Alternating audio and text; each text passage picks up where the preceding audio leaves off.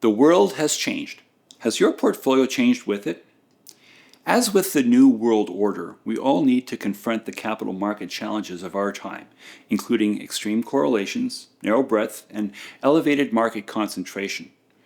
Elevated valuations and concentrated risk could continue to influence both equity and credit markets going forward. And as such, I continue to emphasize broad diversification, but with exposure to assets that can generate returns in higher inflation. I believe we should be taking a multidimensional approach to identifying opportunities. Specifically, I now advocate for the total portfolio approach, which has been increasingly adopted by those with access to tools historically employed by institutional investors. The total portfolio approach enables a shift from traditional strategic asset allocation toward a holistic, outcome-oriented framework. The objective is strong and stable returns in any market environment. Today's economy features large corporations that benefit from increasing capital expenditures that fuel the AI revolution. And at the same time, lower-income households, young and unskilled workers face increasing affordability issues due to sticky inflation and a challenging labor market. South of the border, monetary policy has become far more accommodative than usual, not because inflation has been defeated, but because political pressure has reshaped the Federal Reserve's traditional function.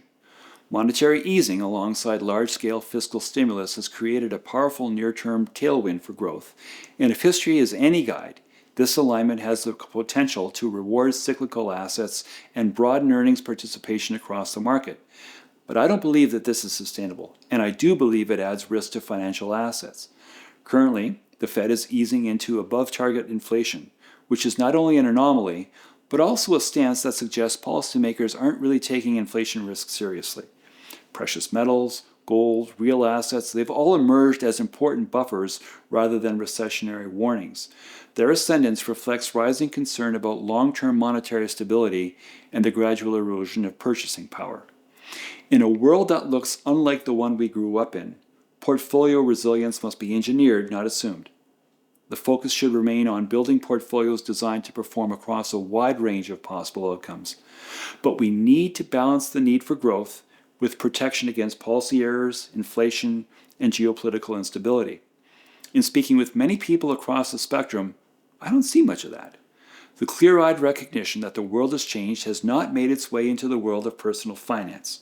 More than anything, I believe we need a principled and pragmatic approach to portfolio construction, even if that means challenging traditional building blocks espoused by proponents of modern portfolio theory.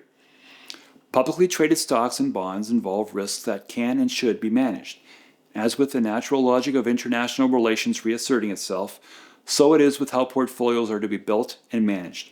Just as there's a strong tendency for countries to go along to get along, there's a tendency for advisors to do what the guys in the corner office are doing, to be good corporate citizens and to minimize the likelihood of reputational risk if they're wrong. Too often, people accommodate to avoid trouble rather than innovate to confront new realities. Our Prime Minister has made it clear that there has been a rupture in the world order. That's the political perspective. But we also need to be clear-eyed about what that rupture means for portfolio construction. Prime Minister Mark Carney says that a world of fortresses will be poorer, more fragile, and less sustainable. I agree. In his speech to the World Economic Forum, he observed that Václav Havel called the tacit acceptance of a false reality living within a lie. Carney says the system's power comes not from its truth, but from everyone's willingness to perform as if it were true. And its fragility comes from the same source. Even when one person stops performing, when the greengrocer, which is a small example of societal complicity, removes his Workers of the World Unite sign, the illusion begins to crack.